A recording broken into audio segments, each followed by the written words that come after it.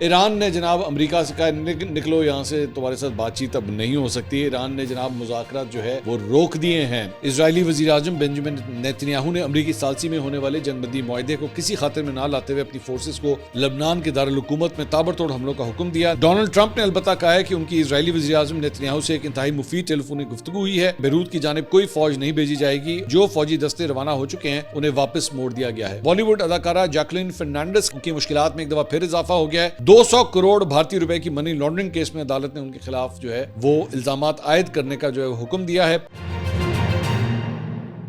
अस्सलाम वालेकुम नाज़रीन, मैं हूं मंसूर अली खान। अपने डेली चैनल के ऊपर आपको खुशामदीद कहेंगे। पिछले 12 घंटे की आम तीन खबरों के साथ एक दफ़ा फिर आपके सामने हाजिर। आपसे दरख्वास्त, चैनल को सब्सक्राइब करना मत भूलिए, बेल आइकन प्रेस कीजिए। अगर आपको हमारी वीडियो पसंद आए उसे लाइक और शेयर ज़रूर कीजिएगा। जनाब, पाकिस्तान के हवाले से 2 खुशखबरियाँ हैं इस वीलॉग में, मैं आगे चल के आपके साथ शेयर करूँगा। लेकिन साथ ही साथ ईरान ने जनाब अमेरिका से कहा निकलो यहाँ से, तुम्हारे साथ बातचीत अब नहीं हो सकती। ईरान ने जनाब मुज़ाकरात जो है वो रोक दिए हैं इस वक्त अमेरिका के साथ। मामला क्या है इसकी डिटेल्स भी आपके साथ शेयर करेंगे। और इसके साथ साथ एक बड़ा ही अफसोसनाक वाक़या जो है वो सयाहती मुकाम फेरी मेडोज़ के पास जो है वो पेश आया है। मुझे उसकी डिटेल्स कुछ पता लगी और आप जानते हैं कि मैं चूँकि टूरिज़म का बड़ा शौकीन हूँ, तो मेरे लिए एक बड़ी शॉकिंग खबर थी। क्योंकि सिर्फ पिछले साल ही 2025 में ही मैं इन्हीं रास्तों से होता हुआ वहाँ पे फेरी मेडोज़ गया था जहाँ पे ये हादसा पेश आया, जिसमें अब तक की इतलात के मुताबिक 7 अफराद जो हैं वो जाँ बहक हुए हैं। ये वाक़या किस तरह पेश आया, मेरी बात हुई है फेरी मेडोज़ में, उन्होंने इसकी डिटेल्स जो है वो शेयर की। बड़ी खौफनाक डिटेल्स हैं। मैं वो थोड़ी देर में सारी तफसीलात जो है आपके साथ शेयर करूँगा। चैनल को एंड तक आपने ज़रूर देखना है इस वीडियो को, ताकि आपको सारी इन्फॉर्मेशन जो है वो मिल सके।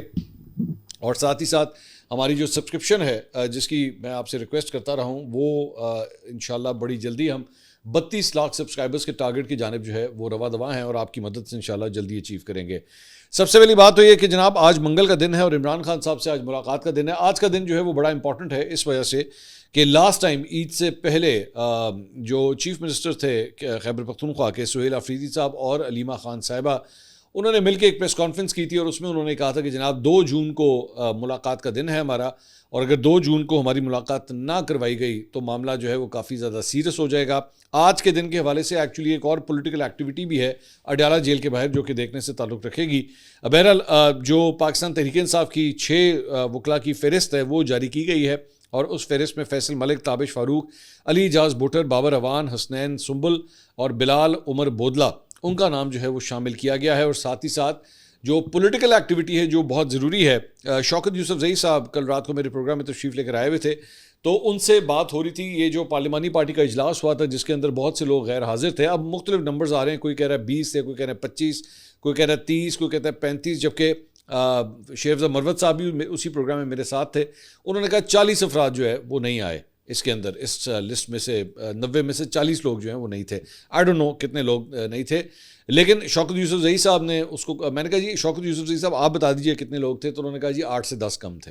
अब आई डोंट नो कि एग्जैक्ट फिगर क्या है, लेकिन उन्होंने ये दावा किया है कि आपको आज के दिन यानी कि मंगल के दिन जो है वो पता लग जाएगा, क्योंकि अडयाला जेल के बाहर नाराज़ और नॉन नाराज़ सारे आ जाएंगे वहाँ पे, तो उससे आपको पता लग जाएगा कि सुहेल अफरीदी साहब के साथ जो है वो कौन है। तो ठीक है, अच्छी बात है। बल्कि पार्लिमानी पार्टी के अंदर तो जाहिर बात है वो जो इजलास था उसमें तो मीडिया भी वहाँ पे मौजूद नहीं था। अडयाला जेल के बाहर कितने लोग वहाँ पे आके खड़े होंगे, मीडिया वहाँ पे मौजूद होगा, वो काउंटिंग कर लेगा, पता लग जाएगा कि कौन कौन वहाँ पे था और कौन कौन वहाँ पे नहीं था। तो इसलिए अडयाला जेल के बाहर आज क्या होगा ये बड़ा इंपॉर्टेंट है और इससे जो है वो काफ़ी हद तक डिटेल्स हमें सामने पता लगेंगे। लेकिन साथ ही साथ एक अदद कायमा कमेटी जो है वो बनाई गई थी। एक कमेटी जो है वो असद कैसर साहब, साबिक स्पीकर कौमी असम्बली, उनकी सरबराही में पाकिस्तान तहरीक इंसाफ की जानिब से एक कमेटी बनाई गई थी जो नाराज़ अरकान से जो है वो जाके मुशावरत करे और उनको मनाने की कोशिश करे। उन्होंने आगे से इस कमेटी से भी बगावत कर दी है और उन्होंने चेयरमैन पाकिस्तान तहरीक इंसाफ को एक ख़त लिखा है, बैरिस्टर गौहर को एक ख़त लिखा है। ख़त में लिखा गया है कि पेशावर में तहरीक इंसाफ खैबर पख्तूनख्वा के मुतअद्दिद अरकान सूबाई असम्बली का एक मुशावरती इजलास मुनक़िद हुआ, जिसमें पार्टी की मजमूई सियासी सूरत हाल, कायदे तहरीक इमरान खान की रिहाई, पार्टी कारकुनान और रहनुमाओं को दरपेश मसाइल, जारी तहरीक की मौसरियत और सूबे में तर्ज़ हुक्मरानी के मुख्तलिफ पहलुओं पर तफसीली गौर वहोस किया गया। इजलास के शुरा ने इस अमर पर तशवीश का इजहार किया कि बाद सोशल मीडिया प्लेटफॉर्म्स और दीगर ज़राए अबलाग की जानिब से अरकान असम्बली को मुख्तलिफ ग्रुपों या शख्सियात से मनसूब करके गलत तासुर पेश किया जा रहा है। इजलास ने वाज़ेह किया कि तमाम अरकान असम्बली पाकिस्तान तहरीक इंसाफ के नज़रिए, मंशूर और बानी चेयरमैन इमरान खान के विजन के पाबंद है और ना किसी ग्रोह, धड़े या शख्सियत के एजेंडे पर काम कर रहे हैं और ना ही खुद को किसी मखसूस ग्रुप से मंसूब करते हैं। चूँकि PTI की सूबाई हुकूमत खैबर पख्तूनख्वा में कायम है, इसलिए ज़रूरी है कि हर शोबे में इमरान खान के विजन, मेरिट, शफाफियत और गुड गवर्नेंस को अमली शक्ल दी जाए। अरकान असम्बली के आरा और तहफ़्फ़ुज़ात को मद्देनज़र रखते हुए एक जामे हिकमत अमली मुरतब की जाए ताकि गैर मुतल्लिका अनासिर की मुदाखलत का मौसर सद्देबाब हो और सूबाई हुकूमत अवामी खिदमत और बेहतरीन तर्ज हुक्मरानी की मिसाल कायम कर सके। इजलास में सूबाई हुकूमती मामलात में गैर मुतल्लिका अफराद की मुदाखलत, मेरिट से इनहराफ, वसाइल की गैर मुनसिफाना तकसीम और हल्कों में मुतल्लिका अरकान सूबाई असम्बली के इख्तियारात और तरक्याती वसाइल से मुतल्लिक फैसलों में मुनासिब मुशावरत न होने के हवाले से भी तहफ़्फ़ुज़ात का इज़हार किया। ये जो आखिरी लाइन है ना, वसाइल की गैर मुनसिफाना तकसीम और हल्कों में मुतल्लिका अरकान सूबाई असम्बली के इख्तियारात और तरक्याती वसाइल से मुतल्लिक फ़ैसलों में मुनासिब मुशावरत ना होने के हवाले से भी तहफ़्फ़ुज़ात का इज़हार किया। इसमें सब्जेक्ट जो है वो बजट के अंदर अपनी स्कीमें मंजूर करवाना चाह रहा है। Simple as that. ये जो मैं आपको पिछले 4-5 दिन से कह रहा था ना कि जब बजट करीब आता है तो इस किस्म की नाराज़गियाँ, बस हुन मैं नहीं बोलना, बस बहुत हो गया, मैंने बहुत बर्दाश्त कर लिया। ये बेसिकली एक वो टैक्टिक होता है कि जी मुझे बजट के अंदर जो है मेरी ये स्कीम जो है वो बीच में डालें, मुझे इतना पैसा चाहिए और मुझे ये पैसा जो है वो इम्प्लीमेंट करवाना है। एक और दूसरा पॉइंट सिंपल इज़ दैट कि कैबिनेट के अंदर जो है वो हमें भी अकोमोडेट किया जाए या हमारे कम से कम धड़े को जो है वो अकोमोडेट किया जाए। असल बात ये होती है। सो लेट्स सी ये मामला किस हद तक आगे जाता है। ये नाराज़गियाँ होंगी, ये शो भी कराई जाएंगी, लेकिन जैसे जैसे मामला करीब आएंगे इन लोगों को भी पता है कि पाकिस्तान तहरीक इंसाफ की बड़ी स्ट्रॉन्ग बेस है वहाँ पे, और अगर किसी ने वहाँ से बगावत करने की कोशिश की तो उसके लिए उसके हल्के के लोगों की जानिब से एक बड़ा सवेर रिएक्शन जो है वहाँ पे आएगा। क्योंकि जाहिर बात है ये लोग PTI का वोट लेकर वहाँ पे आए हुए हैं, तो एकदम PTI को डिच करना भी इनके लिए इतना आसान नहीं होगा। सो मेरे ख्याल में चीज़ें सेटल हो जाएंगी, लेकिन उससे पहले नहीं मैं नहीं बोलता, बस बहुत हो गया, बस वो साडा हक इत्थे रख वाला नारे जो हैं वो ज़रूर लगाए जाएंगे, लेकिन अल्टीमेटली मेरे ख्याल में चीज़ें जो हैं वो सेटल हो जाएंगी। दूसरा जनाब, 190 मिलियन पाउंड केस में अपील के लिए इमरान खान और बुशरा बीबी के वकालतनामों के ऊपर जो है दस्तखत नहीं हो सके। इमरान खान साहब के वकील खालिद यूसुफ चौधरी 4 घंटे अडयाला जेल के बाहर इंतज़ार करते रहे, लेकिन उसके बाद वापस लौट गए क्योंकि जेल हुकाम ने जो है वो उन्होंने कहा कि उनको वकालतनामे मौसूल हो चुके हैं, लेकिन इंतज़ामिया की जानिब से मुझे ईद के बाद आने का कहा गया था। वकालतनामों पर दस्तखत ना करवा कर इमरान खान और बुशरा बीबी की इंसाफ तक रसाई के हक़ में रुकावट डाली जा रही, तो उनको वो वकालतनामे अभी तक साइंड हुए वापस नहीं मिले। इसके अलावा सुप्रीम जुडिशल काउंसिल ने पाकिस्तान तहरीक इंसाफ की chief election commissioner Sikandar Sultan Raja के खिलाफ शिकायत जो है वो मुस्तरद कर दी है। सिकंदर सुल्तान राजा के खिलाफ शिकायत साबिक secretary general PTI Umar Ayub ने भेजी थी, जिस पर सुप्रीम जुडिशल काउंसिल ने चीफ इलेक्शन कमिश्नर के खिलाफ शिकायत मुस्तरद होने के बारे में उमर अयूब को बज़रिया ख़त आगाह कर दिया। अच्छा, उमर अयूब साहब ने एक्चुअली इसके ऊपर ट्वीट भी किया इस सारे मामले के ऊपर, लेकिन मेरे लिए इंटरेस्टिंग बात ये थी कि उमर अयूब साहब जब से ऑपोजिशन लीडर की कुर्सी से हटे हैं तब से वो हैं कहाँ पे? मैं वो नज़र क्यों नहीं आ रहे, किधर हैं वो टोटल इस पूरे सिस्टम से उन्होंने PTI के, मुझे लगता है वो नाराज़ हैं या साइडलाइन कर दिए गए या हो गए, आई डोंट नो, मुझे नहीं पता। लेकिन अब वो जिस तरह पहले एक्टिव होते थे अब वो एक्टिव नहीं होते। 2-3 दफ़ा उनकी कोई तस्वीरें आई, कोई पैराशूट वगैरह के साथ ग्लाइडिंग वगैरह करते हुए। रिसेंटली एक पंखे के साथ भी उनकी तस्वीर आई थी, मुझे नहीं पता वो पंखे के साथ क्या कर रहे थे। उनको शौक़ होगा, ज़ाहिर बात है, हवा में उड़ने का, मैं उड्डी जावा, लेकिन वैसे मतलब सियासी मामलात के अंदर कहीं पे वो नज़र नहीं आ रहे। लेट्स सी क्या होता है।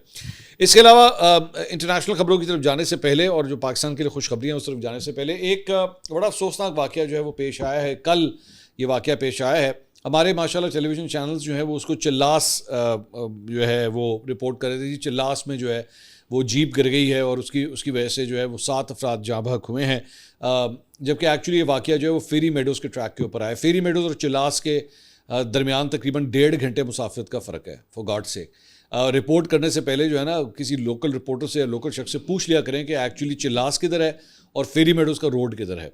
तो मैंने तो चूँकि बहुत सफ़र किया है, as a matter of fact मैं अभी इन्हीं रोड से सफ़र करता हुआ मैं भी आया हूँ, जो पिछले ईद के आसपास जो छुट्टियाँ थी जब मैं उन्हीं एरियाज़ के अंदर था। तो ये फेरी मेडोज़ का रोड है, और जो लोग फेरी मेडोज़ ख़ास तौर पे नौजवान तबकों में से बहुत लोग जो हैं वो उसको विज़िट कर चुके हैं, बल्कि as a matter of fact जिन लोगों को ट्रैकिंग का शौक़ होता है उनका सबसे पहला जो पड़ाव होता है वो फेरी मेडोज़ का ही होता है। बड़ा खूबसूरत एरिया है, लेकिन इसका जो जीप ट्रैक है ये दुनिया के ख़तरनाक और खौफनाक तरीन जीप ट्रैक्स में से एक कंसिडर किया जाता है, और वहाँ पे ये वाक़या पेश आया है। और मेरे पास जो डिटेल्स सामने आई हैं अभी तक, ज़ाहिर बात है एक तो कम्युनिकेशन बड़ी डिफ़िकल्ट होती है इस एरिया के अंदर। तो ये बताया जा रहा है कि सुबह 10 बजे जो है वो जीप वापस आ रही थी, और वहाँ पे अलेजिडली बताया जा रहा है कि शायद उसकी ब्रेक फेल हो गई, और ब्रेक फेल होने की वजह से जो है वो जीप जाके खाई में गिरी है और उसके अंदर सवार जितने अफराद थे वो सब जहाँ बहक हो गए हैं। मेजॉरिटी का ताल्लुक जो है वो पंजाब से बताया जाता है। ये भी बताया गया है कि 10 बजे तकरीबन ये वाक़या पेश आया, क्योंकि वहाँ से तत्तो एक विलेज है, वहाँ से वो जीप निकली है और निकलते हुए ये अच्छी खासी स्लोप में जो है वो जीप नीचे आती है टूवर्ड्स रायकोट ब्रिज। मैंने तकरीबन 5-6 दफ़ा इस ट्रैक के ऊपर जो है मैंने सफ़र किया है। तो वापसी के ऊपर जो है वो इसकी ब्रेक फेल हुई है और उसके बाद जीप जो है वो खाई में गिरी है। 10 बजे वाक़या पेश आया है, लेकिन 2 बजे तक किसी को पता भी नहीं लगा कि जीप वहाँ पे गिर चुकी है, क्योंकि वो खाई इतनी गहरी होती है, इतनी खौफनाक, कई 100 फुट एक्चुअली वो खाई जो है वो नीचे जा रही होती है। तो लोगों को पता भी नहीं लगा कि एक जीप जो है वो गिर गई। वो तो बाद में जब उसको चेक किया कि जीप वहाँ से चल चुकी है लेकिन अपनी मंजिल के ऊपर नहीं पहुँची, तब उसको जो है ट्रैक किया गया तो पता लगा कि जनाब जीप जो है वो नीचे गिर गई है। और रात तक जो आखिरी इतलात मेरे पास है, मुझे नहीं पता, जो हो सकता है जब तक आप वीलॉग देखें तो तब तक ये पता लगा है कि वो 7 अफराद में से अब तक 4 अफराद की लाशें जो हैं वो निकाली जा चुकी हैं, 3 लाशें अभी भी वहीं पर मौजूद हैं। सो बड़ी खौफनाक बात है। लेकिन दूसरी बात इसमें बड़ी इंपॉर्टेंट बात ये भी है कि फेरी मेडोज़ जो है एक बहुत बड़ा टूरिस्ट स्पॉट है, इस एरिया के लिए बहुत बड़ा टूरिस्ट स्पॉट है। बहुत से सयाह जो हैं, ख़ासतौर पे नौजवान तबका बहुत ट्रैवल करता है यहाँ पे, लेकिन सेफ्टी नाम की किसी किस्म की कोई चीज़ नहीं है। साइड के ऊपर जो है उस जीप ट्रैक के ऊपर साइड के ऊपर कोई बैरियर्स नहीं है कि अगर मिसाल के तौर पे वहाँ पे कोई बैरियर होता और अगर जीप जो है वो अगर उसका ब्रेक फेल भी हो जाता तो हो सकता है बैरियर से जाकर टकरा जाती, लेकिन कोई बैरियर नहीं है। अगर जीप हाथ से गई, उसका ब्रेक फेल हुआ तो सीधा वो खाई के अंदर ही जाएगी। मतलब ये सूरत हाल है। तो गिलगित बल्तिस्तान के अंदर इलेक्शंस होने वाले हैं अभी चंद दिनों के अंदर। कम से कम और कुछ नहीं तो कोई एक बंदा, मैं सोच रहा था कि कोई एक आदमी जाके कम से कम ये वादा ही कर दे कि जनाब हम यहाँ पे जो है वो बैरियर्स बनाएंगे, यहाँ पे सेफ्टी होगी। कई 100 अफराद, 102 जीपें ऑपरेट करती हैं इस ट्रैक के ऊपर। मतलब मैंने आपको नंबर भी बता सकता हूँ, 102 जीपें हैं। तो कम से कम उनके लिए और कुछ नहीं तो सेफ्टी बैरियर्स बना दें, कोई रास्ते में कोई रेस्ट एरियाज बना दें। ये तकरीबन कोई 2 घंटे का जीप ट्रैक अप्रॉक्सीमेटली है, 1.5 से 2 घंटे का रफली ये बनता है। उसके अंदर कोई रेस्ट एरिया बीच में बना दें, कोई मेंटेनेंस के। मैं एक दफ़ा, मैं बड़ी इंटरेस्टिंग आपको ये बात बताता हूँ कि बल्कि पिछले साल ही हुआ था जब मैं फेरी मेडोज़ गया हुआ था। तो मैं जिस जीप से वापस आ रहा था उसका रास्ते में टायर पंक्चर हो गया। उसने वहीं पे रास्ते में जो है वो टायर उसका चेंज किया, एक स्टेपनी लगा दी वहाँ पे, और उसके बाद जब हम चले तो 10 मिनट के बाद वो स्टेपनी भी जो है वो पंक्चर हो गई। सो 2 पंक्चर टायरों के साथ जो है वो हमारी जीप अब खड़ी हुई थी और टेम्परेचर उस वक्त तकरीबन कोई 42 डिग्री का चल रहा, तेज़ तरीन धूप, दोपहर कोई 11-12 बजे का टाइम था, अच्छी खासी तेज़ धूप थी वहाँ पे। और हम ड्राइवर की शक्ल देख रहे हैं, ड्राइवर हमारी शक्ल देख रहा है कि अब क्या करना है। और फिर हमने इंतज़ार किया कि एक दूसरी जीप आई तो उससे रिक्वेस्ट की कि भाई तू अपनी स्टेपनी दे दे कि ताकि हम यहाँ पे लगा सकें और उसके बाद जो है हम नीचे जा सकें। ये सूरत हाल थी। सो मतलब बुरा ही हाल है वहाँ पे। और यहाँ पे फॉरेनर्स भी ट्रैवल करते हैं, यहाँ पे इतनी बड़ी तादाद में ट्रैवल करते हैं, लेकिन आप हादसा देखिए वहाँ पे जो है अफसोसनाक वाक़या जो है वो किस तरह का पेश आया। खैर आगे चलते हैं और कुछ ईरान अमेरिका के हवाले से जनाब बात करेंगे। और ईरान ने जो है वो अब मज़ीद फ़िलहाल मुज़ाकरात करने से अमेरिका के साथ जो है वो इनकार कर दिया है। और इनकार करने की वजह ये बताई जाती है कि जनाब इसराइल ने लबनान के ऊपर फ़िज़ाई हमले किए हैं। ईरान ने कहा है कि ये सीज़ फायर की खिलाफ वर्जी है और जब तक ये सिलसिला चलेगा हम आपके साथ मज़ीद कोई बातचीत नहीं करेंगे। ईरान के नीम सरकारी खबर रसा इदारे तस्नीम ने ईरानी मुज़ाकराती टीम और एक बाखबर ज़रिए के ज़रिए दावा किया है। इसमें रिपोर्ट में कहा गया है कि लबनान भी ईरान और अमेरिका के दरमियान तय पाने वाली जंगबंदी की बुनियादी शराइत में शामिल था। ईरानी वज़ीर ख़ारजा अब्बास इराक़ची ने कहा कि किसी भी एक महाज पर खिलाफ वर्जी तमाम महाजों पर जंगबंदी की खिलाफ वर्जी समझी जाएगी। किसी भी खिलाफ वर्जी के नताइज के ज़िम्मेदार अमेरिका और इसराइल होंगे। उन्होंने मज़ीद कहा कि सब तवज्जो फरमाएं कि ईरान के साथ अमेरिका की जंगबंदी मुआहदे में लबनान भी शरीक और बैरूत पर हमले सीज़ फायर की खिलाफ वर्जी तस्वुर होंगे। दूसरी जानब इजरायली वज़ीर आज़म बेंजामिन नेतन्याहू ने अमरीकी सालसी में होने वाले जंगबंदी मुआहदे को किसी खातिर में ना लाते हुए अपनी फोर्सेस को लबनान के दारुल हुकूमत में ताबड़तोड़ हमलों का हुक्म दिया। नेतन्याहू ने वीडियो पर बयान में कहा कि ऐसा नहीं हो सकता कि हिजबुल्लाह हमारे शहरों और शहरियों पर हमले करे और बैरूत में उसकी दहशतगर्दी के मराकज़ महफूज रहें। उन्होंने ये भी ऐलान किया कि हमारी अफवाज लबनान के जुनूबी इलाके में हिजबुल्लाह के मजबूत ठिकानों को निशाना बना रही है, जिससे अस्करी तंजीम पसपा हो रही है। मैं आपको बार बार ये बात कह चुका हूँ कि इसराइल या इसराइली लॉबी जो ख़ासतौर पर अमेरिका के अंदर मौजूद है वो चाहती ही नहीं है कि मुआहदा हो। वो किसी सूरत जो है वो उसको अफोर्ड नहीं करती। वो कहती है कि जनाब ये लड़ाई होती रहे, अमेरिका जो है वो ईरान के ऊपर हमले करते रहे, शहरियों के ऊपर और शहरों के ऊपर जो है वो हमले करते रहे और ये सीज़ फायर जो है इसी तरह ही ख़राब रहे। इसके अलावा जनाब डोनाल्ड ट्रंप ने अलबत्ता कहा है कि उनकी इजरायली वज़ीर आज़म नेतन्याहू से एक इंतहाई मुफीद टेलीफोनी गुफ्तगू हुई है और अपने बयान में उन्होंने कहा कि बैरूत की जानिब कोई फ़ौज नहीं भेजी जाएगी और जो फौजी दस्ते रवाना हो चुके हैं उन्हें वापस मोड़ दिया गया है। इसके अलावा उन्होंने मजीद कहा कि आला सतह के नुमाइंदों के जरिए उनका हिजबुल्लाह के साथ भी बहुत अच्छा राब्ता हुआ है, जिसमें जंगबंदी पर इतफाक किया गया है। ट्रंप के मुताबिक इस मफाहमत के तहत इसराइल हिजबुल्लाह पर हमले नहीं करेगा और हिजबुल्लाह भी इसराइल पर फिलहाल हमले नहीं करेगा। अब ट्रंप ने ये बयान दिया तो है, ये किस हद तक जो है वो इम्प्लीमेंट होता है, ये सबसे बड़ा सवाल है। दूसरी जानिब डोनाल्ड ट्रंप ने अमरीकी टीवी से गुफ्तगू में कहा है कि ईरान से मुज़ाकरात की मुअत्तली का मतलब ये नहीं कि अमरीका जाकर एक बार फिर ईरान पर बम गिराना शुरू कर देगा। उन्होंने कहा, मेरे ख्याल में खामोशी बेहतर होती है, हम खामोश रहेंगे, हम ईरान की बहरी नाकाबंदी जारी रखेंगे, ये नाकाबंदी आहिनी है। ईरान ने अभी तक जंगबंदी पैगामात का तबादला रोकने से मुतला नहीं किया। मुझे इस ईरानी फैसले से कोई मसला नहीं होगा, इंतज़ार करूँगा कि ईरान हमें मंजूर शराइत पर डील करने को तैयार हो जाए। सच सुनना चाहते हैं तो सुने कि मुझे लगता है कि हम बातें बहुत करते हैं, तो देखें इसमें क्या होता है। इसके अलावा अमरीकी नशरियाती इदारे फॉक्स न्यूज़ ने दावा किया है कि ईरान के सदर मसूद पेज़ेश्कियान ने मुबैना तौर पर अपने इख्तियारात महदूद होने के बायस इस्तीफ़ा देने की दरख्वास्त की है। रिपोर्ट्स के मुताबिक मसूद पेज़ेश्कियान ने सुप्रीम लीडर आयतुल्लाह मुश्तबा खमनाई के दफ्तर को बताया कि उन्हें आम फैसलों के अमल से बाहर रखा जा रहा है, जिसकी वजह से वो अपनी आइनी जिम्मेदारियाँ मौसर तरीके से अदा नहीं कर पा रहे। ताहम ईरानी हुकाम ने इन खबरों की जो है वो सख्ती से तरदीद की है। सदारती दफ्तर के अहदेदारों और पासदार इनकलाब गार्ड से वाबस्ता ज़राए ने कहा कि सदर ने ना तो इस्तीफ़ा दिया है और ना ही उन्होंने ऐसी कोई दरख्वास्त की है। मसूद पेज़ेश्कियान बदस्तूर अपने फ़राइज़ अंजाम दे रहे हैं। इसके अलावा पाकिस्तानी वज़ीर ख़ारजा इसहाक़ डार और ईरानी वज़ीर ख़ारजा अब्बास इराक़ची के दरमियान भी जो है वो टेलीफोनिक रब्ता हुआ है और मौजूदा सूरत हाल के हवाले से दोनों में तबादला ख्याल हुआ है। कुवैत ने जनाब अपने खिलाफ मुबैना ईरानी हमलों की शदीद मज़म्मत करते हुए उन्हें संगीन ख़तरनाक और बार बार होने वाली जहरीत करार दिया है।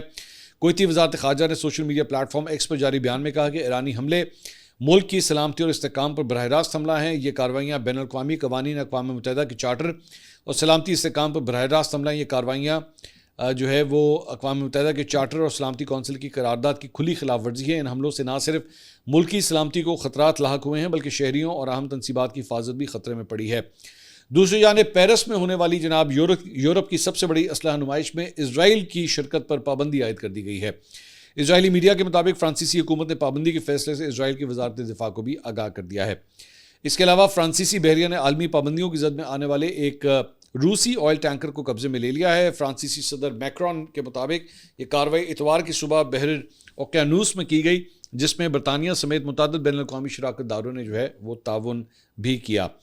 इसके अलावा ये एक वीडियो सामने आई है, इसको गौर से देखिएगा, बड़ी खौफनाक वीडियो है। माल्टा के अंदर बेसिकली ये वाक़या पेश आया जहाँ पे आतिशबाजी के कारखाने में एक ज़ोरदार धमाका हुआ है, जिससे करीबी इलाकों में रिहायशी इमारतों, कारों और दीगर अमलाक को नुकसान पहुंचा। फिलहाल हलाकतों या जख्मियों के बारे में कोई इतला नहीं मिली है।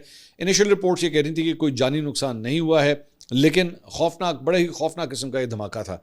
अब ये इस किस्म के माल्टा या ये जो फिर भी मतलब यूरोपियन कंट्रीज़ की तरफ अगर आप जाएं तो वहाँ पे फिर भी बड़े स्ट्रिक्ट रूल्स एंड रेगुलेशंस होते हैं फायरवर्क्स के हवाले से या केमिकल्स के हवाले से। हमारे वाला हिसाब नहीं है यहाँ पे, जो जिसका दिल किया बैठ के उसने जो है वो आतिशबाजी का सामान रख के बनाना शुरू कर दिया, लेकिन वहाँ पे भी जो है ये इतना खौफनाक वाक़या जो है वहाँ पे पेश आया है।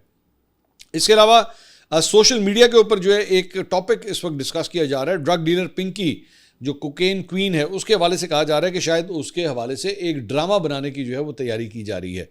अब रिपोर्ट्स कहती हैं कि जी निजी चैनल के प्रोडक्शन हाउस की जानिब से पिंकी पर मुबैना एक ड्रामा तैयार किया जा रहा है और उसमें नाम जो है वो मारूफ अदाकारा सबा कमर का जो है फ़िलहाल लिया जा रहा है, लेकिन ऑब्वियसली कोई ऑफिशियल अनाउंसमेंट फ़िलहाल नहीं आई है। और इसमें यह भी कहा जा रहा है कि एक तस्वीर सामने आई है, इसमें सबा कमर, प्रोड्यूसर असद कुरैशी और अब्दुल्ला कादबानी जो हैं वो इसके साथ मौजूद है। अब ये वेरीफाई नहीं किया जा सकता कि ये लेटेस्ट पिक्चर है या कोई पुरानी पिक्चर है, लेकिन ये कहा जा रहा है कि शायद इसके ऊपर काम हो रहा है। और हमारे जो साथी एंकर हैं शाहजेब खानज़ादा, जिन्होंने इससे पहले एक अदालती मामले के हवाले से एक ड्रामा भी बनाया था जो बड़ा सुपर हिट हुआ था, उनका नाम लिया जा रहा है कि शायद वो इसके मुसन्निफ़ होंगे, लेकिन ज़ाहिर बात अभी कोई फॉर्मल अनाउंसमेंट जो है इस सिलसिले में नहीं हुई है। इसके अलावा मुल्क में महंगाई में जनाब मज़ीद इजाफा रिकॉर्ड हुआ है और 2 साल की बुलंद तरीन सतह के ऊपर महंगाई जो है वो पहुँच गई है। रवा माली साल मई 2026 में अफरात ज़र की सालाना शरह बढ़कर 11.66% हो गई है, जो जून 2024 के बाद 23 माह की बुलंद तरीन सतह के ऊपर है। अप्रैल के मुकाबले में मई में महंगाई की शरह में 0.52% जो है वो इजाफा हुआ है। इसके अलावा जो खुशखबरी है पाकिस्तान के लिए, 2 खुशखबरियाँ हैं। एक तो ये कि वियतनाम में मुनक़दा अंडर 17 एशियन बीच रेसलिंग चैम्पियनशिप 2026 में पाकिस्तानी रेसलर्स ने शानदार कारकर्दगी का मुजाहरा करते हुए 1 गोल्ड और 1 सिल्वर मेडल जो है वो अपने नाम किया है। 90 किलोग्राम कैटेगरी में पाकिस्तान के मोहम्मद उस्मान लगारी ने गैर मामूली खेल पेश करते हुए गोल्ड मेडल और एशियन चैंपियन का एजाज़ हासिल किया।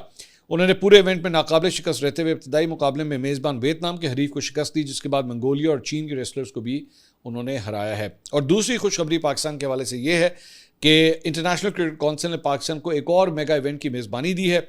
आईसीसी के मुताबिक Pakistan women's T20 world cup 2028 की मेज़बानी जो है वो पाकिस्तान को मिली है और इसकी बाकायदा मंजूरी जो है हालिया इजलास में दी गई। वुमेन्स T20 वर्ल्ड कप 2028 में मजबूरी तौर पर 12 टीमें हिस्सा लेंगी और टूर्नामेंट के फॉर्मेट के तहत 10 टीमें बराह रास्त क्वालिफाई करेंगी, जिनमें 2026 वुमेन्स T20 वर्ल्ड कप की टॉप 8 टीमें जो है वो शामिल हैं। और इसके अलावा मेज़बान मुल्क जो होस्ट कंट्री होता है वो अगर वो क्वालिफाई ना करे तो फिर उसे भी जो है वो एक स्लॉट जो है वो दिया जाता है। और साथ ही साथ 6 जुलाई 2026 तक आईसीसी वुमेन्स T20 रैंकिंग में अगली सबसे ऊंची दर्जे वाली टीमें जो हैं उसके बाद उसमें शामिल होती हैं। तो पाकिस्तान को ये मेज़बानी जो है वो मिली है। अब एक और ख़बर जो है वो बॉलीवुड अदाकारा जैकलिन फर्नांडिस के हवाले से ये खबर है। उनकी मुश्किलात में एक दफ़ा फिर इजाफा हो गया है। 200 करोड़ भारतीय रुपए की मनी लॉन्ड्रिंग केस में अदालत ने उनके खिलाफ जो है वो इल्ज़ामात आयद करने का जो है हुक्म दिया है और उनका नाम जो है वो बाकायदा तौर पे चार्जशीट के अंदर फर्द जुर्म जो है उनके ऊपर आयद कर दी गई है। ये केस मुबैना तौर पर मारूफ ठग सुकेश चंद्रशेखर और उसके भत्ताखोरी नेटवर्क से जुड़ा हुआ है, जिसमें जैकलिन फर्नांडिस का नाम भी जो है वो तवील अरसे से ज़ेर बहस था। पटियाला हाउस कोर्ट ने अदिति सिंह से मुबैना तौर पर वसूल की गई 200 करोड़ रुपए के भत्ताखोरी से मुतालिक मनी लॉन्ड्रिंग मुकदमे में सुकेश चंद्रशेखर, उनकी अहलिया लीना मारिया पॉल, जैकलिन फर्नांडिस और दीगर मुल्ज़मान के खिलाफ फर्द जुर्म जो है वो आयद करने की मंजूरी दी है। ये जनाब अब तक की अपडेट्स थी। अगली वीडियो में आपसे दोबारा मुलाकात होगी। अल्लाह हाफ़िज़।